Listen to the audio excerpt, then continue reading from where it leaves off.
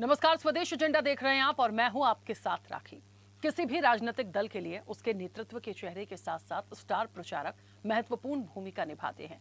ये वो स्टार प्रचारक होते हैं जिनकी छवि जनता के बीच खासी लोकप्रिय होती है और अपनी बोलने की शैली से ये सबको प्रभावित करते हैं। ऐसे ही दो नाम उत्तर प्रदेश के मुख्यमंत्री योगी आदित्यनाथ और मध्य प्रदेश के मुख्यमंत्री डॉक्टर मोहन यादव का है, जिन्होंने बंगाल चुनाव में प्रचार कर पार्टी की जीत में महत्वपूर्ण भूमिका निभाई।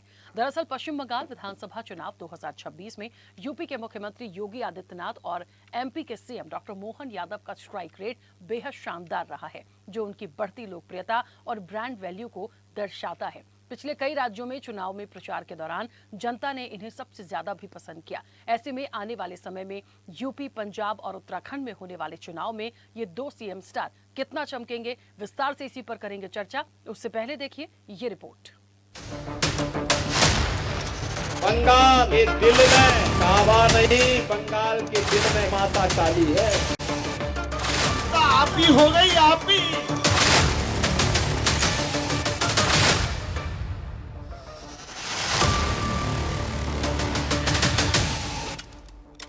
बंगाल के दिल में काबा नहीं, बंगाल के दिल में माता काली है। आप ही हो गई, आप ही। पश्चिम बंगाल विधानसभा चुनाव में बीजेपी की जीत के पीछे मोदी शाह के साथ जहां बड़े केंद्रीय नेताओं की भूमिका अहम रही, वहीं उत्तर प्रदेश के मुख्यमंत्री योगी आदित्यनाथ और मध्य प्रदेश के मुख्यमंत्री डॉक्टर मोहन यादव का ब्रांड भी चर्चा में रहा। सीएम योगी के 35 से ज्यादा रैलियों के साथ करीब 90% स्ट्राइक रेट ने उनके प्रभाव को साबित किया। खासकर टीएमसी के मजबूत और मुस्लिम बहुल इलाकों में उनकी सभाओं ने चुनावी माहौल बदला। ब्रांड योगी का असर न सिर्फ उनकी सभाओं में उमड़ी भीड़ में दिखा, बल्कि चुनावी विमर्श और नतीजों में भी साफ नजर आया। सीएम योगी ने बंगाल में जिन 35 से अधिक चुनावी रैलियां की, उनमें बीजेपी ने 31 सीटों पर जीत दर्ज की, यानी लगभग 90% का स्ट्राइक रेट। खास बात ये रही कि उनकी ज्यादातर सभाएं उन इलाकों में हुई जहां मुस्लिम आबादी अधिक थी, जिन्हें तृणमूल कांग्रेस का मजबूत गढ़ माना जाता रहा है। ऐसे में क्षेत्रों में इस तरह का स्ट्राइक रेट बीजेपी के लिए बड़ी उपलब्धि माना जा रहा है। बंगाल के दिल में काबा नहीं, बंगाल के दिल में काली है, माता काली है। इसका एहसास कराने के लिए बंगाल के नयनों में मां दुर्गा है, मां दुर्गा। मदीना नहीं है, मां दुर्गा है। इसका एहसास कराने का समय आ गया है। उधर पश्चिम बंगाल विधानसभा चुनाव में मध्य प्रदेश के मुख्यमंत्री डॉक्टर मोहन यादव की धुआंधार रैलियों ने भाजपा के लिए 86% से 90% तक का स्ट्राइक रेट हासिल किया है। मुख्यमंत्री ने मुख्य रूप से बांकुरा, खड़गपुर और कोलकाता के आसपास की सीटों पर प्रचार किया था, जहां बीजेपी को जबरदस्त सफलता मिली। राजनीति में कई बार नारे नहीं, आंकड़े ज्यादा जोर से बोलते हैं। बंगाल चुनाव नतीजों के बाद मध्य प्रदेश भाजपा के भीतर ऐसा ही एक आंकड़ा खास दिलचस्पी से चर्चा में है। 7 में से 6 ये वो स्ट्राइक रेट है जो मध्य प्रदेश के मुख्यमंत्री डॉक्टर मोहन यादव के चुनावी अभियान से जोड़ा जा रहा है। बंगाल जैसे राज्य में जहां भाजपा ने बड़ा राजनीतिक उलटफेर किया है, डॉक्टर मोहन यादव के प्रचार वाले इलाकों का हिसाब किताब अब पार्टी के भीतर राजनीतिक महत्व रखता है। उनका स्ट्राइक रेट करीब 86 से 90% रहा। इस गणित का सबसे मजबूत हिस्सा बांकुरा जिले से सामने आया, जहाँ डॉक्टर मोहन यादव ने 5 विधानसभा सीटों पर प्रचार किया था और भाजपा उम्मीदवारों के नामांकन दाखिल कराने के दौरान भी मौजूद थे। नतीजा ये रहा कि भाजपा ने इन 5 सीटों पर जीत हासिल की। प्रचार के दौरान डॉक्टर मोहन यादव ने तृणमूल कांग्रेस और मुख्यमंत्री ममता बनर्जी पर तीखा हमला बोला था। उन्होंने कहा था, ममता दीदी बंगालियों का हक बांग्लादेश को देने पर तुली हैं, इसलिए केवल चुनाव नहीं बल्कि धर्म युद्ध है। इस वातावरण में श्री राम का मंत्र हम सबको शक्ति दे रहा है। ये ममता दीदी के राज में जो है सब परेशान ही परेशान है। ये वर्तमान का माहौल, ये दीदी नहीं है, ममता आप ही हो गई, आप ही। ये पूरे क्षेत्र में आपसे ज्यादा अब पूरे देश में सुनाई दे रहा है। बंगाल के बंगाली मानुष का अधिकार जो बांग्लादेश पे देने के लिए तुली हुई है, ऐसे इस निर्णायक लड़ाई में ये धर्म युद्ध है, जिसमें जय जय श्री राम का मंत्र हम सबको ताकत दे रहा है। एमपी के सीएम डॉक्टर मोहन यादव का प्रचार बंगाल में लगभग वैसा ही है जैसा बिहार चुनाव में देखा गया था। बिहार में उन्होंने 25 विधानसभा क्षेत्रों में प्रचार किया था, जिनमें से भाजपा ने 21 सीटें जीती। वहां उनका स्ट्राइक रेट 84% रहा था। हरियाणा चुनाव में भी डॉक्टर मोहन यादव को भाजपा ने स्टार प्रचारक के रूप में भिवानी, दादरी, तोशाम, झज्जर और बवानीखेड़ा जैसे क्षेत्रों में उतारा था, जहां पार्टी को 4 सीटों पर सफलता मिली थी। सीएम मोहन ने जम्मू कश्मीर और तमिलनाडु में भी प्रचार किया। ऐसे में अब उत्तर प्रदेश में मोहन यादव की सफलता की संभावनाओं को लेकर भाजपा की रणनीति और राजनीतिक जानकारों का मानना है कि वो सपा के गढ़ में बड़ी सेंधमारी कर सकते हैं। भाजपा ने मोहन यादव को यदुवंशी के रूप में पेश किया है, जिसका उद्देश्य सपा के पारंपरिक यादव वोट बैंक को टारगेट करना है। मोहन यादव ने आजमगढ़, लखनऊ और अयोध्या में रैलियां करके सपा के पीडीए यानी पिछड़ा दलित अल्पसंख्यक फॉर्मूले को चुनौती दी है। वे खुद को सीधे श्री कृष्ण से जोड़कर सपा पर मुस्लिम तुष्टीकरण और श्री कृष्ण जन्मभूमि मुद्दे पर चुप्पी का आरोप लगाते हैं। उनके भाषणों में यादव समाज को ये संदेश देने की कोशिश होती है कि सपा ने यादवों का शोषण किया है और भाजपा उन्हें सम्मान दे रही है। कुल मिलाकर पश्चिम बंगाल में 86% प्लस स्ट्राइक रेट के बाद डॉक्टर मोहन यादव 2027 के यूपी चुनाव में विशेष रूप से पूर्वांचल और यादव बहुल सीटों पर सपा के लिए बड़ी चुनौती बन सकते हैं। यदि वे बंगाल जैसा प्रभाव यूपी के यादव वोटरों पर छोड़ पाते हैं तो भाजपा 2027 में अपनी जीत को और मजबूत कर सकती है। ऐसे में योगी मोहन की जोड़ी और उनकी दमदार शैली का आगामी इलेक्शन में कितना प्रभाव होगा, ये देखने वाली बात होगी। चैनल हेड आरपी श्रीवास्तव के साथ एग्जीक्यूटिव एडिटर राखी वर्मा की रिपोर्ट।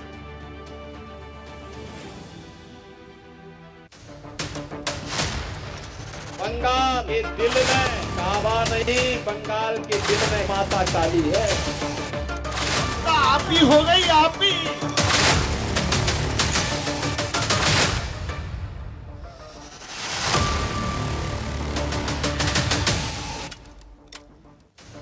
चलिए, तो बंगाल में तो सनातन हिट हो गया। उत्तर प्रदेश में क्या होगा, और उत्तर प्रदेश के साथ साथ जो आगामी और इलेक्शन है उसमें कहीं ना कहीं ये दो मुख्य तौर पर नाम जो हैं जिनका स्ट्राइक रेट इतना आगे बढ़कर आया है, ये कहीं ना कहीं उनकी शैली, उनका प्रभाव, उनका खुद का एक काम करने का तरीका और उनका अनुभव निश्चित तौर पर बताता है। आज हम इसी पर चर्चा को भी आगे बढ़ाएंगे। सबसे पहले परिचय करा दें, तमाम मेहमान हमारे साथ जुड़े हैं। भारतीय जनता पार्टी का पक्ष रखेंगे विवेक श्रीवास्तव। विवेक जी का बहुत स्वागत चर्चा में जुड़ने के लिए। कांग्रेस का पक्ष रखेंगे राजेश कुमार दुबे। राजेश जी का भी स्वागत है। समाजवादी पार्टी का पक्ष रखेंगे निशांत ठाकुर। निशांत जी, आपका भी बहुत स्वागत है। आरएलडी के यूथ प्रदेश अध्यक्ष हैं रविंद्र सिंह पटेल। रविंद्र जी का भी बहुत स्वागत है। राजनीतिक विश्लेषक हैं सुनील त्रिपाठी। सुनील जी, आपका भी बहुत स्वागत है। और स्वदेश न्यूज के channel head RP Srivastava ji हमारे साथ जुड़े हैं। आरपी श्रीवास्तव जी, आपका भी बहुत स्वागत है। मैं चर्चा की शुरुआत आज सबसे पहले दो विश्लेषक हमारे साथ क्योंकि अभी कनेक्ट हैं, वहां से चर्चा की शुरुआत करूंगी। सुनील जी, मुझे सुन पा रहे हैं? हाँ, सुनील जी अनम्यूट करिए जी। हाँ सुनील जी, हाँ अभी आपकी आवाज आ रही है। सुनील जी, आज की जो चर्चा है वो हमारे दो मुख्यमंत्रियों के ऊपर है, एक उत्तर प्रदेश के, एक मध्य प्रदेश के। और इन दोनों पर चर्चा इसलिए लाजमी हो जाती है क्योंकि बंगाल में देखिए स्टार प्रचारक बहुत होते हैं, लेकिन एक चेहरा और जब एक सीएम भी एक स्टार प्रचारक होकर उस भूमिका में होते हैं और जब स्ट्राइक रेट और नंबर ऑफ सीट्स का कैलकुलेशन ऐसे निकलता है कि वाकई में जहां जहां प्रचार किया कुछ कुछ सीटें ऐसी हैं कि पूरे पे ही एकदम आप जीत के निकले हैं। और एक कहते हैं ना कि 80 से 90 के बीच का जो स्ट्राइक रेट होता है अच्छा माना जाता है, क्योंकि यूपी में अगले साल चुनाव होंगे। यूपी के साथ साथ आप उत्तराखंड को भी ले लीजिए, पंजाब को भी ले लीजिए। थोड़ा सा अलग ये राज्य पड़ते हैं, लेकिन उत्तर प्रदेश बहुत प्रमुखता में है, सबसे प्रायोरिटी में अभी।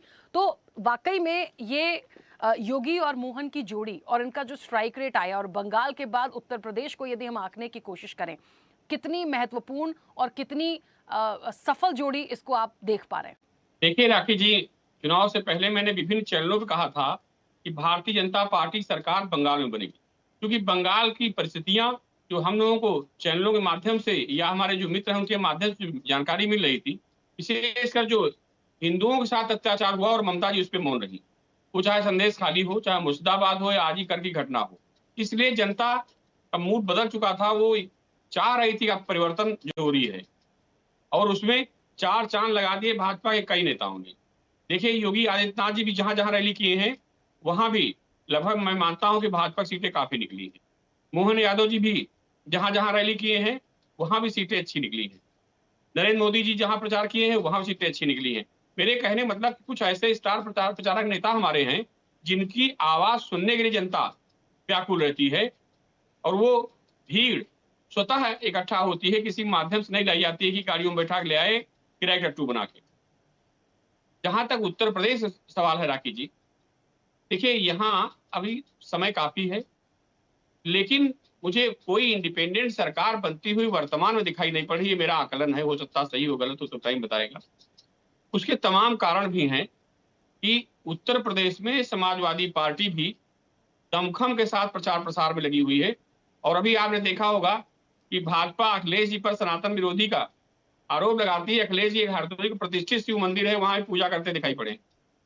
मतलब समाजवादी पार्टी के मुखिया साबित करने में लग गए हैं कि मैं भी धार्मिक हूँ, सनातनी हूँ। अब सनातन का असली चेहरा कौन है, ये तो जनता ही 27 चुनाव में अपने वोट के माध्यम से साबित करेगी कि वास्तव में सनातनी कौन है।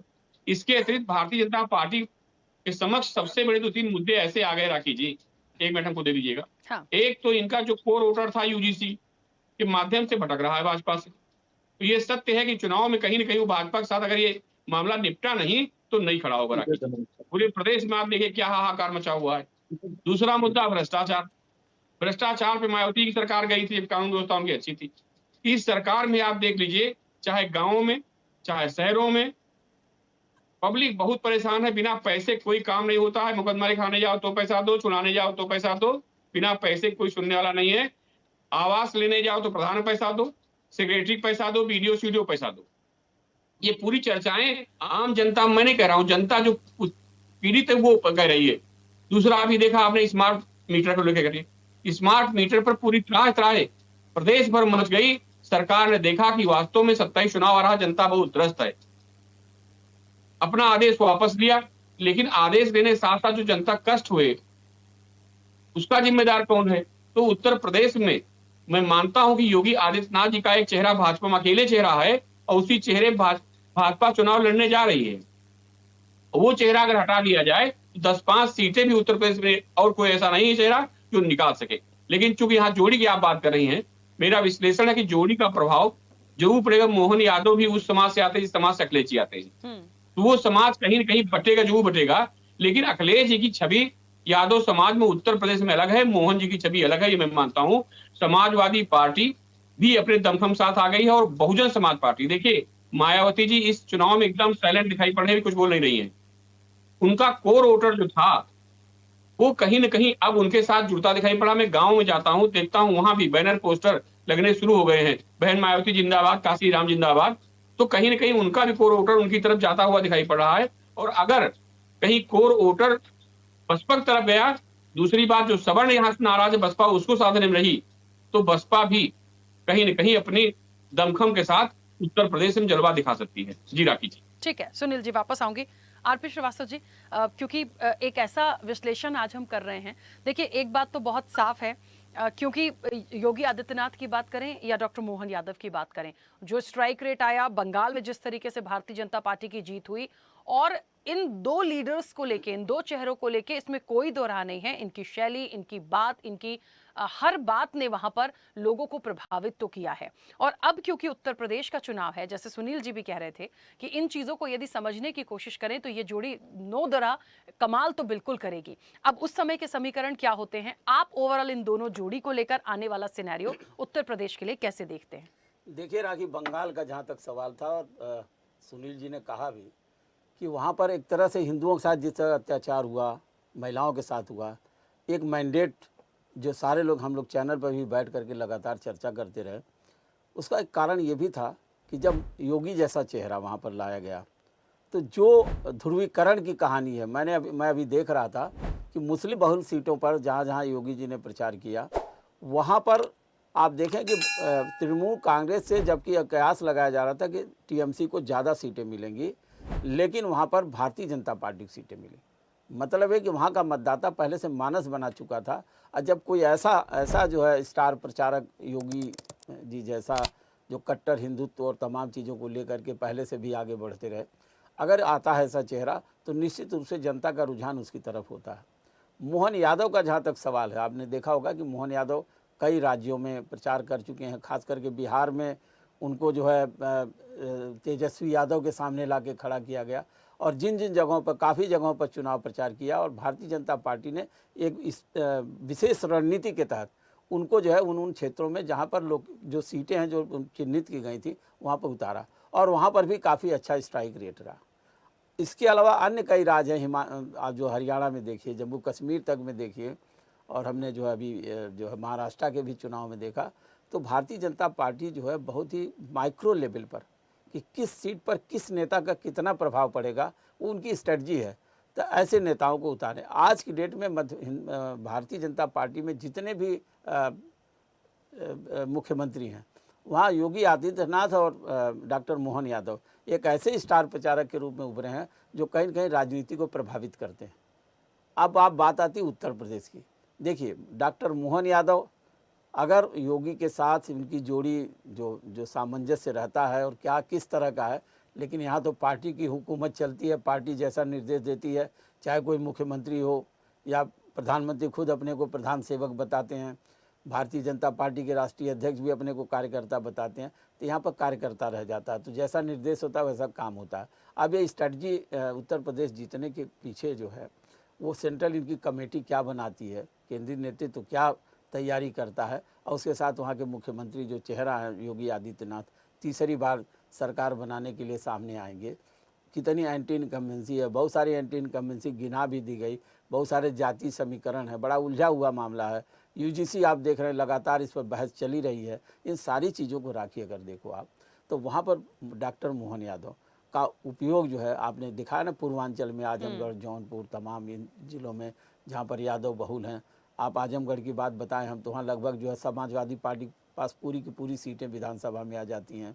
मतलब है कि ऐसे ऐसे जिलों में, ऐसे जगहों पर टारगेट करेंगे डॉक्टर मोहन यादव के माध्यम से, जहाँ पर अखिलेश यादव के वोट बैंक में सेंधमारी करें, खास करके यादव वोट बैंक में। तो अब ये बड़ा महत्वपूर्ण हो जाता है कि आने वाला जो चुनाव है उत्तर प्रदेश में, और हमें लगता है कि जिस तरह से प्रधानमंत्री जी ने यहाँ पर अभी वाराणसी में जिस तरह से उन्होंने अभी ये किया है, अभी आए थे जो सारे कार्यक्रम हुए थे उनके, बहुत सारी योजनाओं का लोकार्पण हुआ था, और जिस तरीके से आपने देखा होगा, पिक्चर में भी देखा होगा कि जो उनके फ़ोटोज़ आजकल सोशल मीडिया पर वायरल हो रहे हैं, जहाँ पर उन्होंने जो है त्रिशूल और डमरू दोनों साथ लेकर के जनता के सामने फोकस किया। तो इन सब चीज़ों को अगर देखिए तो उत्तर प्रदेश का चुनाव बड़ा महत्वपूर्ण होगा भारतीय जनता पार्टी के लिए। बंगाल, आपने कहा ना कि गंगोत्री से लेकर गंगा सागर तक अब भारतीय जनता पार्टी भगवा लहरा रहा है। अगर इस बीच में ये जो उत्तर प्रदेश जैसा प्रदेश है, अगर वहाँ कोई डेंट लगता है तो निश्चित रूप से उनका जो घोड़ा है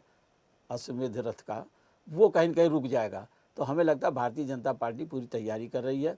योगी आदित्यनाथ जैसा एक जो है आक्रामक चेहरा उनके पास है, और साथ साथ अगर डॉक्टर मोहन यादव का जो मिल जाता है, जो कॉकटेल होती है, इनके आपस में सामंजस्य बनता है, और ये जोड़ी निश्चित रूप से उत्तर प्रदेश के आगामी चुनाव में एक बड़ी महत्वपूर्ण भूमिका अदा करेगी।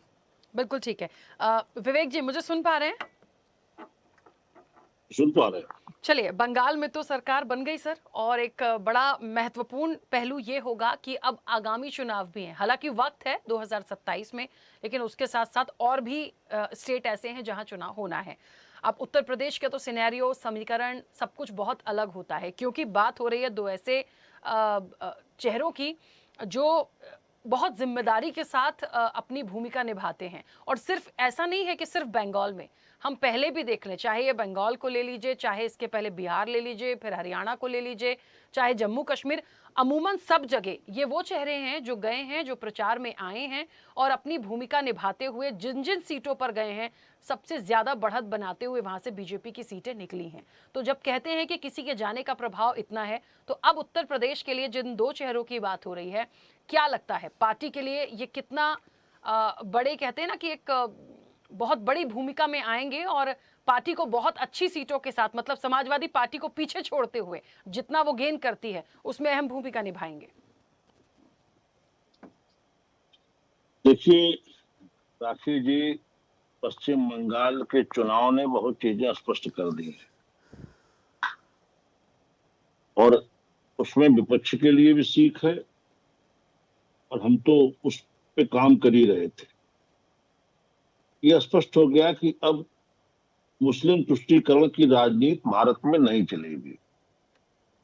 विपक्ष जब तक इस माया जाल से नहीं निकलेगा तब तक अब विपक्ष का कुछ होना नहीं है। सुनील जी भी कह रहे थे, मैं सुन रहा था, इधर पश्चिम बंगाल का रिजल्ट आया, इधर सवेरे सवेरे अखिलेश जी की बधाई भी आ गई बड़े मंगल की। नहीं, आमतौर पे उत्तर प्रदेश के लोग जानते हैं कि अखिलेश जी इतने सुबह नहीं उठते हैं। खैर, हमें हमारा एजेंडा क्लियर है, हमें हमारे ट्रैक क्लियर है, हम उस पर काम करते हैं। जनता जनार्दन हमें आशीर्वाद दे रही है, आधी आबादी का हमें आशीर्वाद प्राप्त है। हमारे नेताओं की विश्वसनीयता समाज में दिन प्रतिदिन बढ़ती जा रही है और ये हमारे लिए सोने पे सुहागा है कि नरेंद्र मोदी जैसा दुनिया में जिसकी सबसे ज्यादा विश्वसनीयता है, जिसकी सबसे ज्यादा लोकप्रियता है, वो हमारे टीम लीडर हैं। हम उनके नेतृत्व में काम कर रहे हैं, उनकी स्वीकार्यता है और लोग मोदी जी की बात पे भरोसा करते हैं। मोदी की गारंटी हर जगह चलती है, यहाँ भी मोदी जी की गारंटी चली है।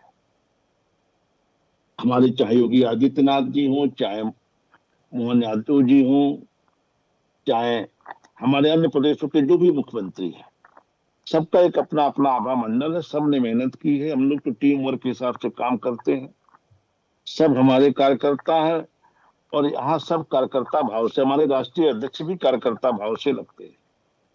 और आपने देखा कि जिस तरह से जब विजय संभाषण हो रहा था प्रधानमंत्री जी का, तो किस तरह से हमारे प्रधानमंत्री जी ने जो माला उनके लिए आई थी, वही माला हमारे राष्ट्रीय अध्यक्ष के गले में डाल दी। ये दृश्य भारतीय जनता पार्टी में ही देखने को मिल सकता, किसी और दल में नहीं मिल सकता। जबकि आप शुरुआत में देखिए किस तरह से राष्ट्रीय अध्यक्ष पहले शुक्ले थे, जब मोदी जी को रिसीव कर रहे थे, मोदी जी ने उनको कहा आगे चलिए। तो जिस तरह से उनका प्रोत्साहन कर रहे हैं, जिस तरह से उनकी टीम में मोदी जी चलना चाहते हैं कि भाई आप हमारे अध्यक्ष हैं, कि ये जो बड़प्पन अपने कार्यकर्ताओं को देने का प्रचलन है, भारतीय जनता पार्टी में। और आज पूरी पार्टी बंगाल विजय से, आसाम विजय से, पांडुचेरी विजय से गदगद है, सबका मोरल हाई है। उत्तर प्रदेश तो हम ऐसे जीत लेंगे कि समाजवादी पार्टी 27 में कहीं ढूंढने नहीं मिलेगी। जैसे केशव जी कह रहे ना कि सपा बहादुर को 27 नहीं, आगे पता नहीं कितने साल अभी इंतजार करना है। 27 में 27 तक सिमट के रह जाएंगे। जो इनकी राजनीति का ट्रेंड है, इनके खाते में उत्तर प्रदेश की जनता सिवाय स्यापे के कुछ लिखने वाली नहीं है। ये लोग जिस तरह से लोकतांत्रिक संस्थाओं पे आरोप लगा रहे हैं, चुनाव आयोग को गाली दे रहे हैं, जहां जीत जाएंगे वहां सन्नाटा है, जहां हार जाएंगे साहब चुनाव आयोग गड़बड़ है, ईवीएम गड़बड़ है, वोट चोरी है, ये सब आरोप प्रत्यारोप पे जनता हंसती है, कोई अब इनकी बात को सुनता नहीं है। इसी पश्चिम बंगाल में छापा वोट चल जाता तो दीदी खुश थी, क्लब की वोटिंग चल जाती तो दीदी खुश थी, सैकड़ों लोग मार दिए जाते चुनाव में तो दीदी खुश थी। केंद्रीय बलों के चलते छापा वोट नहीं चल पाया, क्लब की राजनीति नहीं चल पाई, गुंडागर्दी बूथ कैप्चर नहीं हो पाई तो दीदी दुखी हो गई। तो इस दुख का हमें कुछ असर नहीं पड़ने वाला, ये दुख लाजमी होना चाहिए। ये दुख उनके खाते में जनता ने लिखा, हम नहीं लिखे हैं। लोकतंत्र में राखी जी जनता जनार्दन होती है। जनता ने हमें मौका दिया, जहां दिया वहां हम जनता की सेवा करें, जहां नहीं भी दिया, जिस हैसियत में हमें रखा है, हम वहां उस हैसियत में जनता की सेवा कर रहे हैं। भारतीय जनता पार्टी में सब कार्यकर्ता है, सब जनता के सेवक हैं। कोई अपने आप को यहाँ राजा मान के नहीं चलता। ना मोदी जी चलते हैं, ना नितिन नवीन जी चलते हैं, ना आने वाले प्रदेशों के आपको होने वाले मुख्यमंत्री, उनकी भी आपको भावभंगिमा दिखाई पड़ेगी। हम आपके इस चैनल के माध्यम से पश्चिम बंगाल, आसाम, पांडुचेरी, केरल, हर और तमिलनाडु तक की जनता के चरणों में नतमस्तक हैं। जिसने दिया, जो दिया, सर माथे, हम उसी से उसकी सेवा करेंगे। ठीक है विवेक जी। निशांत जी मुझे सुन पा रहे हैं? जी निशांत जी, भारतीय जनता पार्टी का जो कॉन्फिडेंस है और योगी मोहन की जो जोड़ी जिस तरीके से काम कर रही है, ऐसा उनको लग रहा है कि 27 में समाजवादी पार्टी सिमट जाएगी। सिमटने की तो बात ऐसी है राखी मैम कि आपने 2024 का भी चुनाव देख लिया होगा, पूरे भारत ने देख लिया है कि जिस कदर उत्तर प्रदेश से भारतीय जनता पार्टी का क्रू नीतियों वाला रथ रुका है। अभी आरपी श्रीवास्तव जी ने, चैनल ऐड ने जिस तरीके से बताया था कि इनका अश्वमेध यज्ञ वाला घोड़ा, तो उस घोड़ा तो मैं नाम नहीं कहूंगा, लेकिन क्रू नीतियों का मैं रद्द कहूंगा। जिस तरीके से देश की तीसरे नंबर की पार्टी ने उत्तर प्रदेश में इनको रोका है, आपने देख लिया, चैनल ने देख लिया, देश ने देख लिया।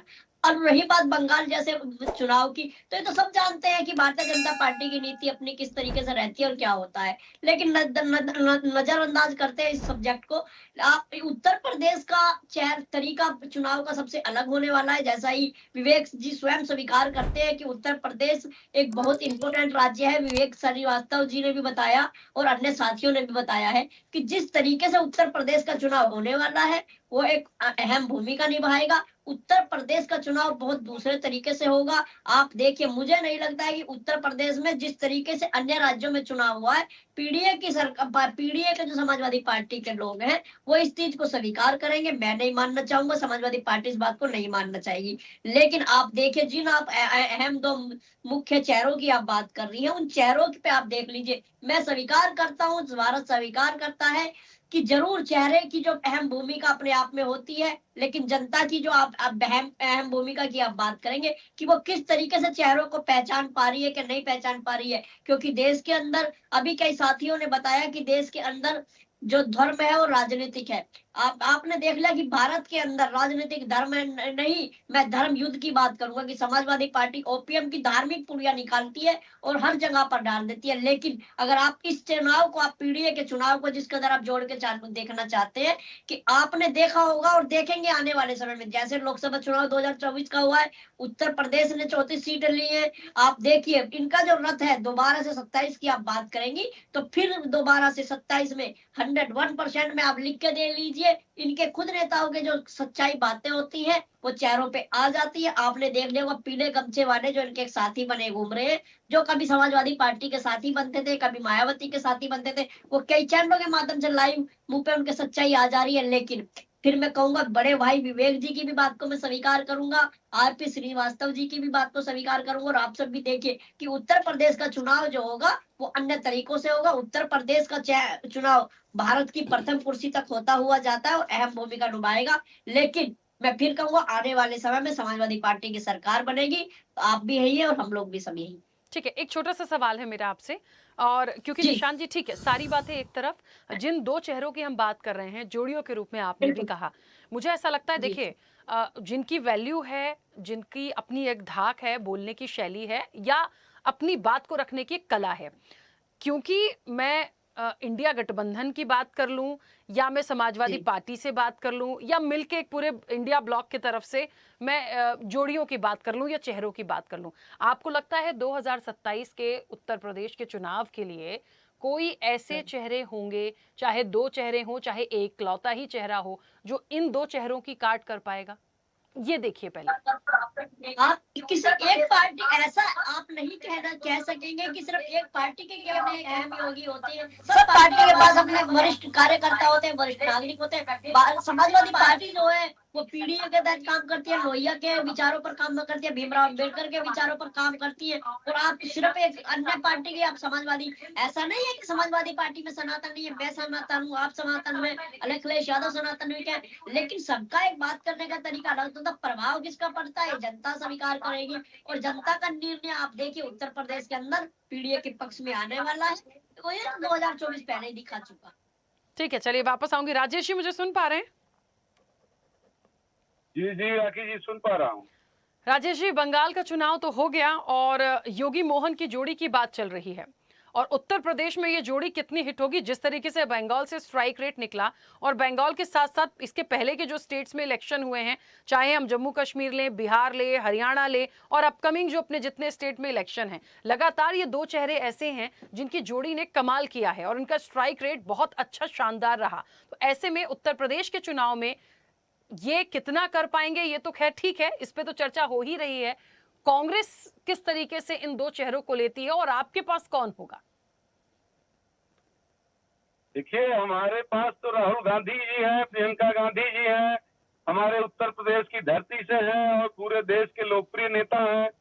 जहां तक मोहन यादव की बात आप कर रहे हैं, मोहन यादव के चेहरे पर भाजपा एमपी में नहीं आई थी, चुनाव लड़ी थी क्या नाम है, शिवराज सिंह के चेहरे पर, और बैठाया जो है पॉकेट के ट्रम्प कार्ड निकाल के मोहन यादव का। तो मोहन यादव इतने बड़े नेता नहीं हो गए हैं जिन पर और चर्चा सर फिर की जाए। बिहार और हरियाणा रहा में, सवाल योगी जी का, बिहार हरियाणा और ठीक है, बंगाल में ठीक ये है, तो अभी रहा का सवाल। रेट है। नहीं नहीं, कोई नहीं। बंगाल और हरियाणा का चुनाव पहले जा चुका है। बंगाल का चुनाव आप जानती हैं कि जनता ने वहाँ तृणमूल कांग्रेस को चुनाव जिताया, और अरे इलेक्शन कमीशन की ये जीत हुई है, भाजपा की जीत नहीं हुई है। सारे रणनीतिकार, सारे राजनीतिक पंडित और सारी जनता इसी बात को कह रही है। तो इसको आप जानती हैं, समझती हैं। उत्तर प्रदेश का चुनाव देखिए, उत्तर प्रदेश ही देश में परिवर्तन की बयार लाता है। जब 2024 में अब की बार 400 पार का नारा दिया भाजपा ने, तो उस नारे की हवा को निकालने का काम उत्तर प्रदेश ने किया, इंडिया गठबंधन ने किया।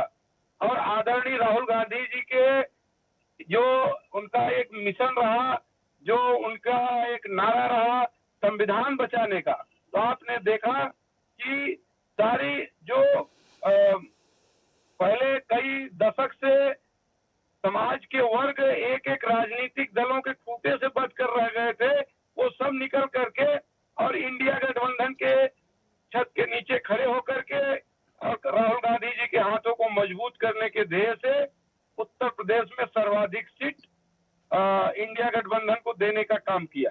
तो इसलिए आप ये नहीं कह सकती।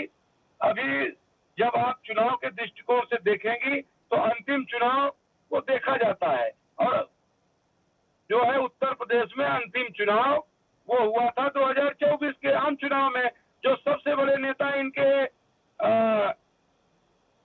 मोदी जी हैं, उनके चेहरे पर हुआ था। उन्होंने कहा था कि हम पर विश्वास करिए, और अपने विश्वास पर, अपने चिराग पर, अपने चेहरे पर वो चुनाव लड़े थे। लेकिन जनता ने उनको नकारने का काम किया, यूपी की जनता ने। और रहा सवाल योगी जी का, योगी जी को तो उनकी पार्टी के लोग ही निपटाने में लगे हैं, और इसीलिए उनके नेतृत्व में चुनाव लड़ करके और उनको घर बैठाने की रणनीति जो है वह भारतीय जनता पार्टी की शीर्ष नेतृत्व की वह टीम जो चुनाव आयोग को मिला करके बंगाल का चुनाव फतेह करने का जश्न मना रही है, वही टीम यहाँ योगी जी को उनके नेतृत्व में चुनाव लड़ करके निपटाने में लगी है। ये आप जान लीजिए। देखिए, ये आपका आकलन हो सकता है, लेकिन राजेश जी हमें इस चीज को स्वीकारना पड़ेगा कि जब कोई कहते हैं 35 सीटों पर आप प्रचार कर रहे हैं, आप उन जगहों पर जा रहे हैं और वहां से सबसे ज्यादा सीटें बीजेपी की निकलती हैं, जहां योगी आदित्यनाथ का प्रचार था, या मोहन यादव जिन सीटों पे जाके प्रचार करके आए, वहां से कुछ कुछ जगह तो ऐसी हैं जहां से पूरी सीटें बीजेपी की निकली हैं। फिर आप कह रहे हैं कि यूपी में यदि उनके नेतृत्व में या वो जोड़ी काम करेगी तो उनको निपटाने का काम है। ये नहीं समझ में आया कैसे। राखी जी, आप कोई जिताना है, कोई कहीं चुनाव जाए, प्रचार करने जाए, जब मतदाताओं को सीआरपी और जो सेंट्रल फोर्स लगा के मार मार के भगाना है, वोट देने के जाने के लिए दहशत पैदा करना है, तो अपना हाथ पांव तोड़वा करके कौन वोट देने के लिए आतुर है। सर मुझे तो एक बात और समझ में नहीं आ रही, खैर एक प्रतिक्रिया और आ जाए फिर मैं आऊंगी। अभी तक तो मुझे एक बात और समझ में नहीं आई जो आपने कही कि ये चुनाव आयोग की और बाकी तमाम लोगों की जीत है, टीएमसी की जीत है। सर 200 पार बीजेपी हुई है, आप कह रहे हो टीएमसी की जीत है। मुझे तो यही समझ में नहीं आ रहा अभी तो कि ये कैलकुलेशन कैसे निकाल रहे हैं। राखी जी मुझे 2 मिनट समय दीजिए। एक सेकंड रुकिए, एक सेकंड विवेक जी, एक सेकंड। हाँ जीत रही है। जिस दिन ये ज्ञानेश रूपी जो प्राण है, जो चुनाव आयोग की ताकत, चुनाव कमीशन, इलेक्शन कमीशन की जो ताकत होती है, जब चुनाव नोटिफाइड हो जाता है, वो ताकत इनसे जिस दिन खींच ली जाए, उस दिन सारे सीटों पे जमानत जब्त हो रही है। और सर फिर मुझे केरलम के बारे में थोड़ा बता दीजिए उधर। ये चाल है इनकी। अरे ये जानबूझ के आप ध्यान दीजिए, ये जानबूझ करके एक आध प्रांत इसलिए छोड़ देते हैं, वहाँ भी ये धांधली करते तो हम न जीत पाते, इसको हम मानते हैं। तमिलनाडु में भी गठबंधन हो रहा है सर, अब तो एक जगह और आप आ गए तो अच्छी बात है। तमिलनाडु में तो 0 है, कभी नहीं थे। इस बार भी ये जिसके साथ थे उसकी भी नैया डूबी, ये भी चले गए, ये तो शून्य है वहाँ। चलिए इस पर ना मैं एक दिन चर्चा जरूर करूंगी कि ये कुछ स्टेट में आ जाते हैं और बाकी स्टेट में जहां 200 पार हो जाते हैं वहां गड़बड़ हो जाता है। ये कौन सा समीकरण कैसे सेट होता है, ये मुझे समझना पड़ेगा। ठीक है राजेश जी, एक सेकंड रुकिए। ठीक है राजेश जी, वापस आऊंगी जल्दी से। रविंद्र जी, मुझे सुन पा रहे हैं? बिल्कुल। उत्तर प्रदेश का इलेक्शन क्योंकि पहले नजदीकी पे है, उसको लेकर क्या आपको लगता है? योगी मोहन की जोड़ी की हम बात भी कर रहे हैं, इन दो चेहरों पर आज इसलिए भी चर्चा हो रही है क्योंकि बंगाल के साथ साथ अब बिहार पहले हो चुका है, हरियाणा हो चुका है, और आने वाले जो इलेक्शन है कहीं ना कहीं इनका जो स्ट्राइक रेट है वो बहुत शानदार रहा है। लोगों ने इनके जितने भी जहां भी जिन रैलियों में गए हैं लोगों ने सराहा है। देखिए सीधी सी बात है, आज आप हैं, मैं हैं या कोई भी है, ये तो बहुत बड़े दिग्गज चेहरे हैं। हम यदि 10 सीटों पर प्रचार करने जाते हैं और 10 में से यदि हम 8 या 9 जीत के ला रहे हैं तो ये छोटी सी बात नहीं होती। हमें समझना पड़ेगा कि हमारी कौन सी बात वहां प्रभावित करके गई, इसलिए इन पर चर्चा हो रही है। क्या कहेंगे और कैसे उत्तर प्रदेश के इलेक्शन को इन जोड़ियों के नजरिए से देखते हैं? देखिए, सबसे पहले मैं बड़े विस्तार से, बड़े धैर्य के साथ मैं आपके पैनल को सुन रहा था। राखी जी, मुद्दा आपका आज का बहुत वाजिब है। न सिर्फ योगी जी और यादव जी, एनडीए के पास ऐसे कई नगीने हैं जिनको आप आगे रख करके, या कह लीजिए जिनको जनता भरोसा करती है। आप ये समझिए कि यह जनता की जीत है। कोई कुछ भी कहे, परिवर्तन ऐसा परिवर्तन नहीं होता है, इसे रौंदना कहते हैं, इसे जीतना नहीं कहते हैं, इसे रौंदना कहते हैं। ये इंडी गठबंधन की जो अहंकार की राजनीति थी, जो उनकी राजनीति में एक अपना था। आदरणीय अखिलेश जी ने उत्तर प्रदेश ले लिया, ममता दीदी ने पश्चिम बंगाल ले लिया, स्टालिन साहब ने तमिलनाडु ले लिया।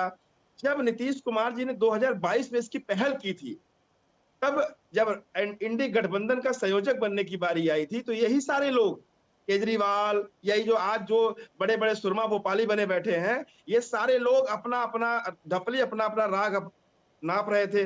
आज हुआ क्या? बचपन में कहावत सुनी होगी आपने कि आप एक स्टिक को, एक छड़ी को तोड़ सकते हैं, लेकिन अगर वो 5 या 10 के समूह में हो तो नहीं तोड़ सकते हैं, मुश्किल होती है। मैं इनको सुझाव दे रहा हूं। आज मैं देख रहा था, अभी आपके टीवी चैनल के पहले एक डिबेट में देख रहा था, तो वहां पे फिर से कल आदरणीय अखिलेश जी पश्चिम बंगाल जा रहे हैं, आज राहुल जी ने ममता जी से बात की है, मतलब फिर से वो सारा दर्द। तो ये तो मैं ये कहूंगा आपके चैनल के माध्यम से कि चोर चोर मौसेरे भाई, ये सारे चोर इकट्ठा होकर के किसी भी तरीके से एनडीए को रोकने का प्रयास कर रहे हैं, जो कि कर नहीं पाएंगे। पश्चिम बंगाल का जो परिणाम आया है वो आदरणीय योगी जी, मोदी जी, शाह जी और वहां के जनता जनार्दन और सम्मानित जो वहां के मतदाता थे, जो उन्होंने परिवर्तन के नाम पे वोट दिया है, इंटेनकम्बेंसी के नाम पे वोट दिया है, उनके उस प्रयास को नकारा नहीं जा सकता। कांग्रेस के मित्र कह रहे थे कि ये चुनाव आयोग मिला हुआ है। मैं ये कहना चाहता हूं कि क्या 45-47 साल जो कांग्रेस ने राज किया, क्या वो भी चुनाव आयोग से मिलके किया? नहीं, विचार करने की बात है। आप इतने बड़े मताधिकार, इतने बड़े जनादेश को आप नकार दे रहे हैं एक शब्द में।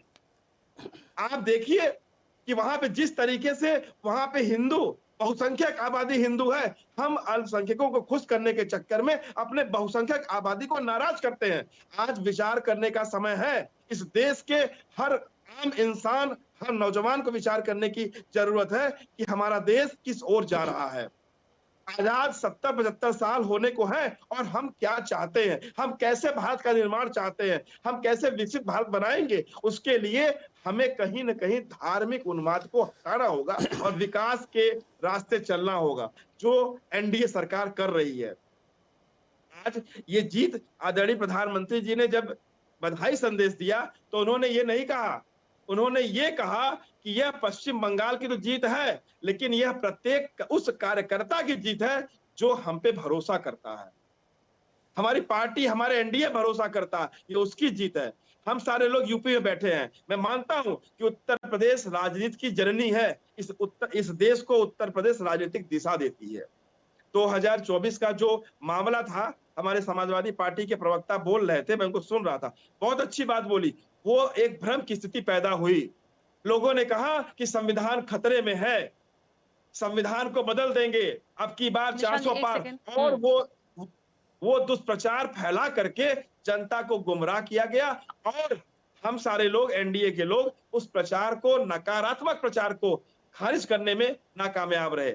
मैं ये कहना चाहता हूं, आज पूरी तरीके से एनडीए तटस्थ है और उत्तर प्रदेश फिर से एक नई दिशा के साथ, एक नए संदेश के साथ देश में सबसे सशक्त सरकार देगा, एनडीए की सरकार देगा। ठीक है, चलिए, कई सारे मेहमान समय मांग रहे हैं, एक एक करके अपनी बात रखिएगा। हाँ, बोलिए निशान जी, बोलिए। इसके बाद विवेक जी, रविंदर आप। भाई से बोल रहे थे, ये शायद लोकदल से है ना? जी, मैं प्रदेश अध्यक्ष हूँ। हाँ जी, लोकदल से ही है ना? जी बोलिए। आप सबसे पहले तो, अभी मैं आपके सब्जेक्ट पे तो बाद में आता हूँ। जिस आपने बात करी है ना कि 2019 में चुनाव में जो है योगी आदित्य भ्रम की स्थिति पहनाई गई, ठीक है, संविधान बदला गया, तो जिस इंडिया गठबंधन की आप बात कर रहे हैं, चौधरी साहब सबसे पहले उस इंडिया गठबंधन की पहल करते हुए साथ जुड़ के चले थे। मैं आपकी जानकारी के लिए बता दूं, और हो सकता है मेरा भी परिचय चौधरी साहब से रहा हो या वर्तमान में भी हो, वो डजंट मैटर है।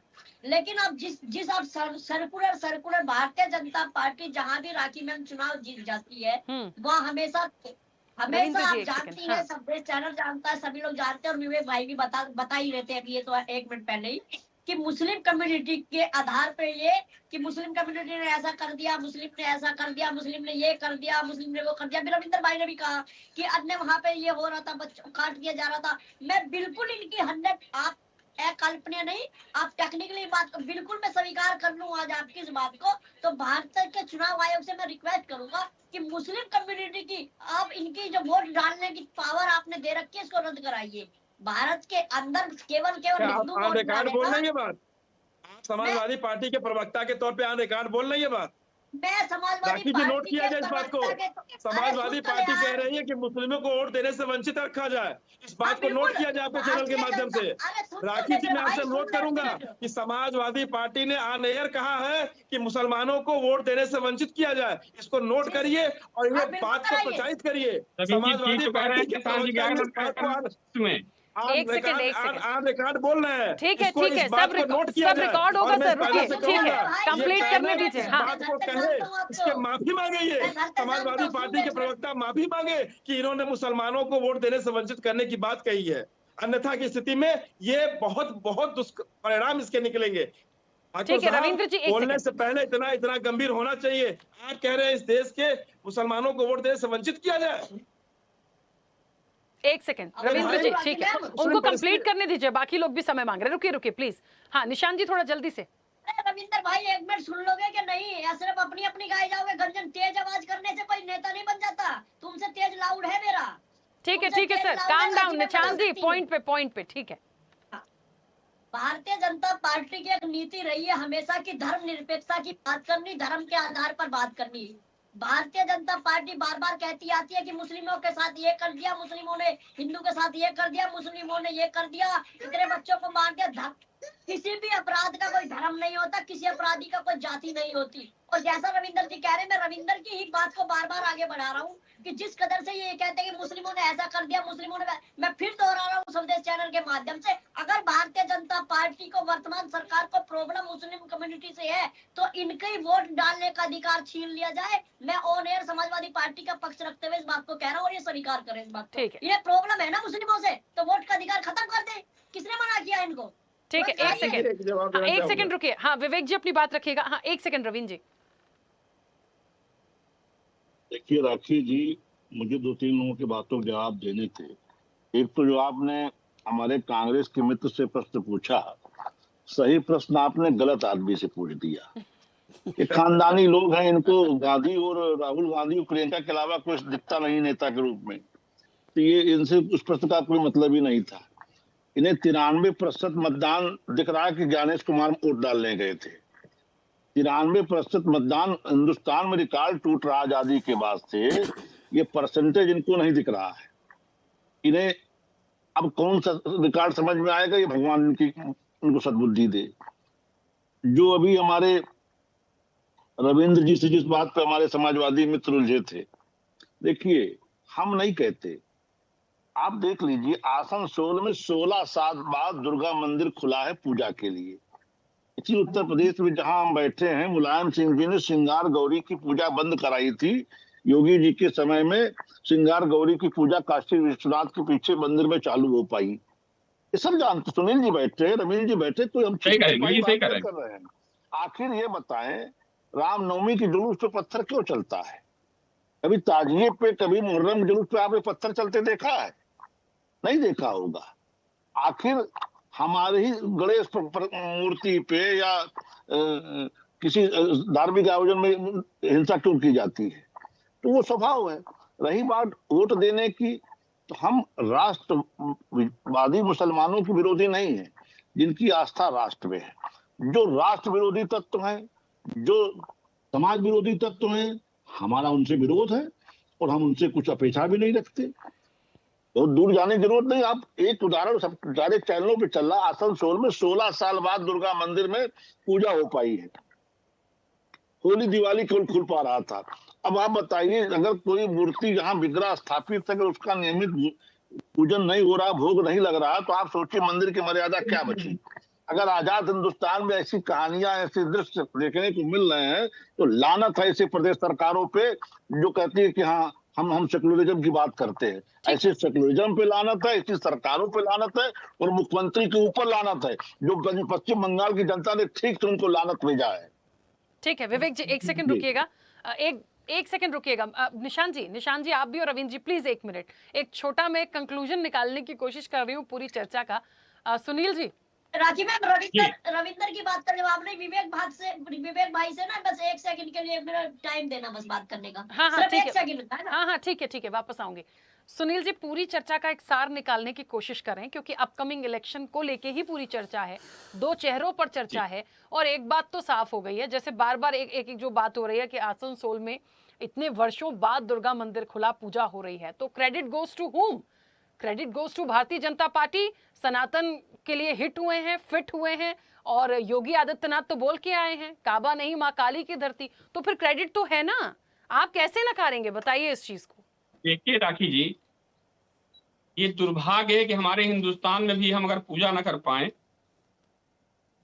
या अपने इष्टों की साधना न कर पाए, तो क्या भारत से बाहर करने जाएंगे?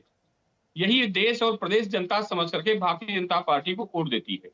और भारतीय जनता पार्टी के लगभग सारे नेताओं में देखता हूं स्टैंड क्लियर है, राष्ट्रवाद, सनातन, हिंदुत्व और सबका साथ। यही कारण है कि भारतीय जनता पार्टी आप देख रहे हैं पूरे प्रदेश से लेकर के देश के कोने कोने तक फैलती नजर आ रही है। और जो पिछले चुनाव निशान जी चर्चा कर रहे थे, मैं बड़ा निवेदन साथ करना चाह रहा हूं आपसे।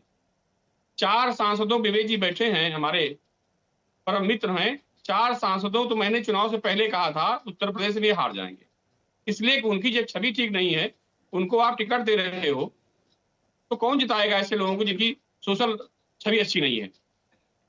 और सबसे बड़ा आपके जीत का कारण मैं मानता हूं, जो भाजपा के बड़बोले एक नेता ने कहा था कि मैं 400 पार हो जाऊंगा, संविधान बदल दूंगा, संविधान बदल दूंगा। उनका कहना हुआ कि विपक्ष ने संविधान के नाम पर लोगों को गुमराह किया, लोग भयभीत हुए कि यार संविधान बदल जाएगा, मेरा आरक्षण चला जाएगा, मेरे फायदे चले जाएंगे।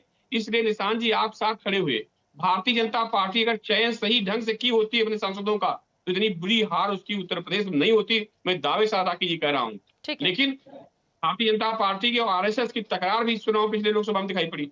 और वर्तमान पे हम अगर आते राखी जी, तो अभी हमारे कांग्रेस के प्रवक्ता कह रहे थे कि लोकप्रिय राहुल जी, अरे राहुल जी तो लोकप्रिय है, कांग्रेस लोकप्रिय कहाँ रह गई है, बता दीजिए। मेरा सवाल है कि कांग्रेस दिन प्रतिदिन जाती रही है, जिस संविधान की आप दुहाई दे रहे हो, वो संविधान आज भी हमारे साथ वैसे खड़ा हुआ है, देश साथ खड़ा हुआ है, लेकिन कांग्रेस कहाँ खड़ी हुई है?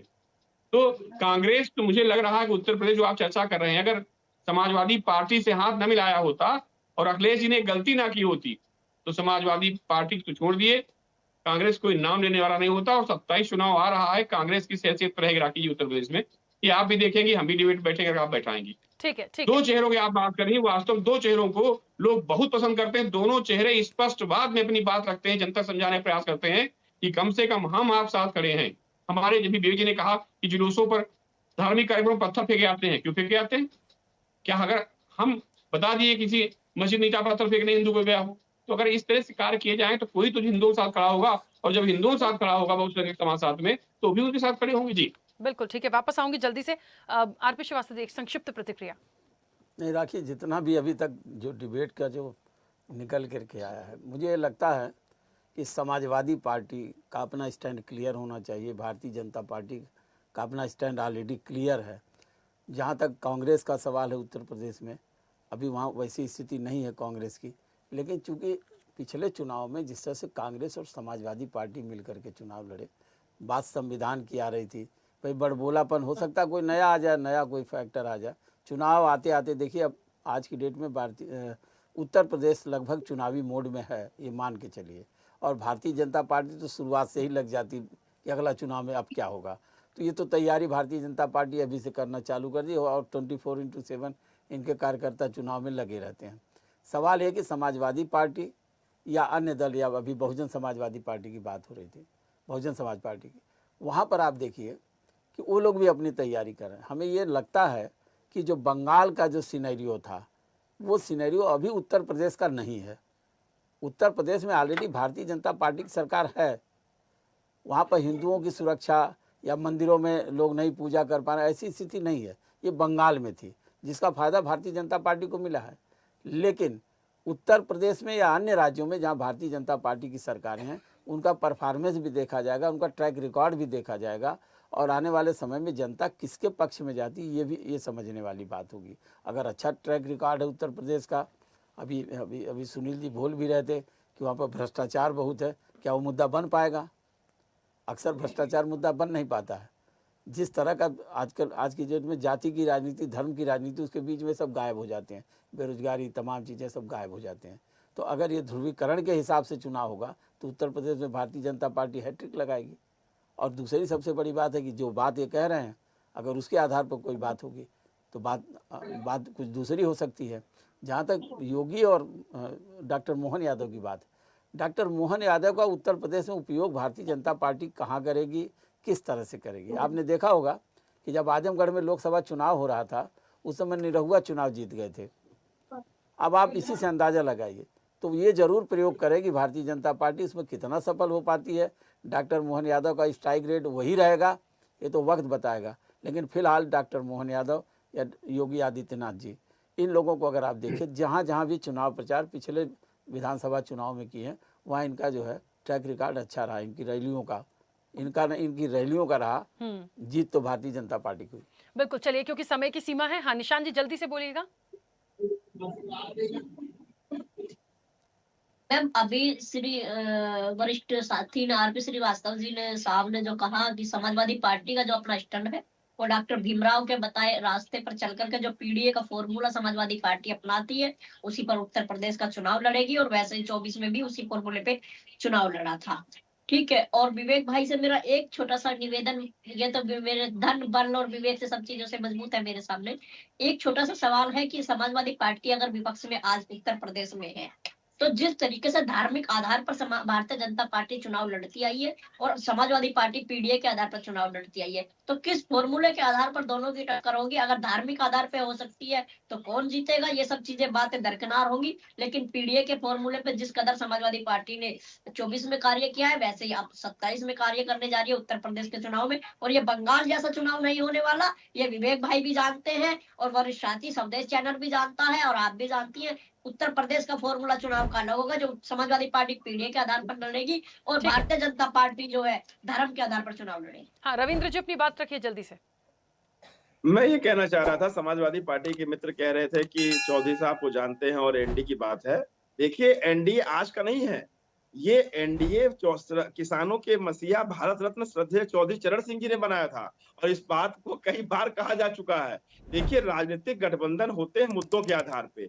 हमारे नेता ने जब गठबंधन किया एनडीए में और समाजवादी पार्टी को छोड़ा, तो उन्होंने इस बात का नहीं कहा, लेकिन हम कार्यकर्ता इस बात को कहते हैं, समाजवादी पार्टी या इंडिया गठबंधन तो बनाते हैं, घटक बनते हैं, लेकिन उनको संभालने की कला नहीं पाता है। सबके अंदर इतने अहंकार हैं कि उस अहंकार को वशीभूत होकर के ये आपस में टकरा जाते हैं। इनके लक्ष्यदार भाषण होते हैं, विचारधारा बहुत बड़ी बड़ी होती है। ये बात करेंगे लोहिया की, अंबेडकर की, लेकिन चाल चरित्र और चेहरा कहीं दिखता नहीं है। लोहिया की समानता, समरसता, सामाजिक न्याय कहीं दिखती नहीं है।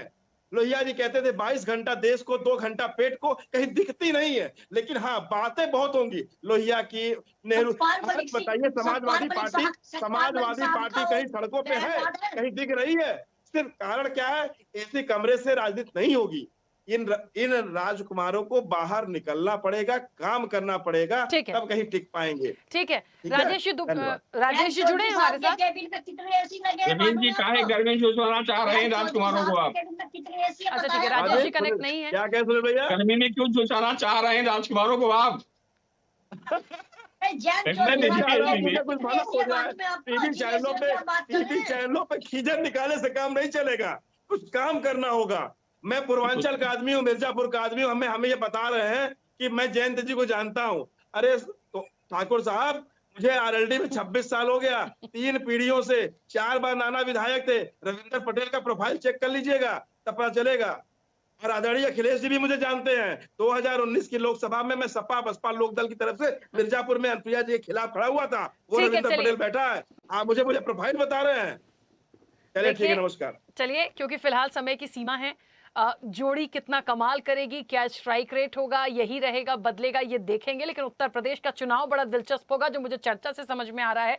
तब फिर अभी तो वक्त है, लेकिन चर्चाएं क्योंकि चुनावी मोड में है तो अपडेट आती रहेंगी और हम जुड़ते रहेंगे। फिलहाल आप सभी का बहुत शुक्रिया इस चर्चा में जुड़ने के लिए। तो देखिए, एक बात तो है, बंगाल में सनातन बिल्कुल फिट हुआ है और योगी मोहन की जोड़ी जो है वो बिल्कुल हिट भी हुई है, क्योंकि उत्तर प्रदेश का जो चुनाव है वो बहुत अहमियत रखता है और लगातार ये दो जो चेहरे हैं ये वहां पे अपनी महत्वपूर्ण भूमिका निभाएंगे, क्योंकि पहले भी हुआ है। ऐसा नहीं है कि पहली बार ये चमक कर आए हैं, लगातार ये काम कर रहे हैं और आने वाले जो समय होगा वाकई में इनके सितारे कितने बुलंदी पर होंगे भारतीय जनता पार्टी के साथ, ये देखने वाली बात होगी। चर्चा में इतना ही, बने रहिए स्वदेश न्यूज के साथ। सबसे पहले देश। ऐसे ही वीडियोस के लिए लाइक करें, शेयर करें, फॉलो करें, YouTube पर जाकर सब्सक्राइब कर बेल आइकन दबाना ना भूलें और ताजा अपडेट्स के लिए स्वदेशलाइव.com पर जरूर जाएं।